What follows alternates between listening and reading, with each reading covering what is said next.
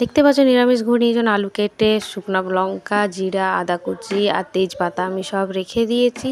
আর এদিকে আমি গরম প্রেশার কুকারে পুরো রান্নাটা করবো। তো দেখো কীভাবে, তো প্রেশার কুকারটা আমি গরম হতে দিয়েছি, তার মধ্যে সাদা তেল দিয়ে দিয়েছি। আর সাদা তেলে জিরা আর তেজপাতা আমি ফোড়ন দিয়েছি।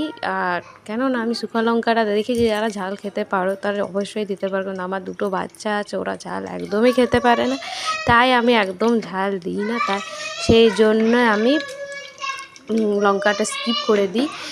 তো দেখো ভালো করে এখানে জিরা আর তেজপাতা ভাজা হয়ে গেছে। তারপর আদাটা হালকা করে লাল করে ভেজে নিয়েছি। লাল লাল একটু ভাজা হয়ে গেলে এখানে আমি আলুগুলো যেগুলো কেটে ধুয়ে রেখেছি সেটা ভালোভাবে দিয়ে দিচ্ছি। সেই আলুটা একটু হালকা হালকা আমি ফ্রাই করে নেবো। হালকা নুন দিয়েছি, নুনটা স্কিপ হয়ে গেছে, আমি বুঝতে পারিনি। হালকা নুন দিয়েছি। আর এখানে আমি দেখো 1 চামচ জিরা গুঁড়ো আর 2 চামচ ধনে গুঁড়ো দিয়ে আর পরিমাণ মতন হলুদ দিয়ে ভালোভাবে মশলাটা জল দিয়ে আমি গুলে রেখে দিয়েছি ভালোভাবে।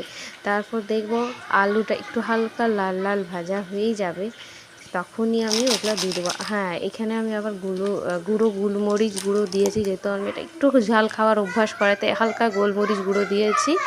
ভালোভাবে এগুলোকে পেস্ট করে আমি কষতে দিয়ে দেবো আলুটার সাথে। তো দেখো হালকাভাবে ভালো করে লাল লাল করে ভাজা হয়ে গেছে আলুগুলো এখানে। আর তারপর সঙ্গে সঙ্গে আমি ভালোভাবে পেস্ট করে দিয়ে দিয়েছি। আর এদিকে মশলাটাও আমার ভালোভাবে একটু কষতে হবে। তোমরা পারো টমেটো দিতে পারো, আমাদের টমেটো সেই সময় কেউ খাবে না, সেই জন্য আমরা টমেটো দিইনি। তো তোমরা টমেটো দিতে পারো।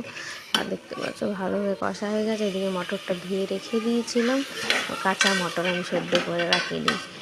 আর ভালোভাবে মটরটার সাথে ভালোভাবে কষে নিয়ে ছোট্ট গ্লাসে আমি 2 গ্লাস জল দিয়েছি, 2 গ্লাস জল দিয়েছি।